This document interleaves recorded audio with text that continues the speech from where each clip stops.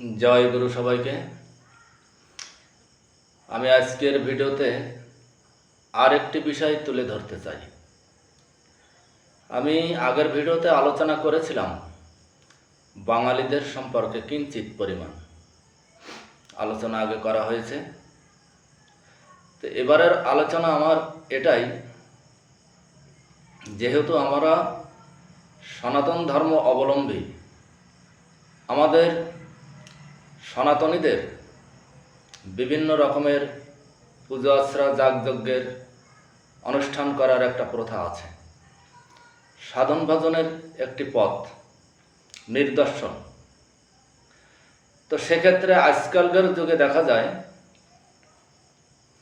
এই ধরুন কোথাও নামযজ্ঞ হচ্ছে,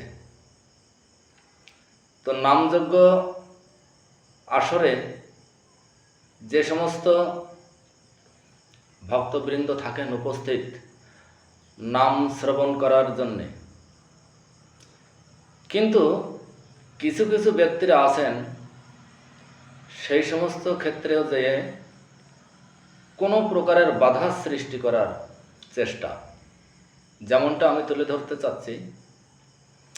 এই মনে করেন নাম চলছে, মহানাম, অনেক ভক্তরা শ্রবণ করতে করতে একটা ভাবে বিভোর হয়ে গেছেন। ঠিক পাশে বসে এক শ্রেণীর লোকেরা কেউ কেউ মোবাইল চালু করে হয়তো সেই মোবাইল দেখছেন, আবার কেউ কেউ দোকান থেকে খাবার কিনে এনে সেখানে বসে খাচ্ছেন। এগুলো দেখা গেছে, তাই আমি তুলে ধরেছি। এই সমস্তর মাধ্যম দিয়ে সেই ভক্তদের মনের একটা বাধা সৃষ্টি করা, এগুলো কিন্তু ঠিক নয়। সে কারণের জন্য আমি সবাইকে অনুরোধ করে বলবো যে আমাদের সনাতনীয় যে ধর্মের যে যে ক্রিয়াকর্ম আছে, সেই সকল যাগযজ্ঞ অনুষ্ঠানে যাতে বাধা সৃষ্টি না হয় সেই দিকে লক্ষ্য করে চলাটাও কিন্তু আমাদের একান্ত কর্তব্য।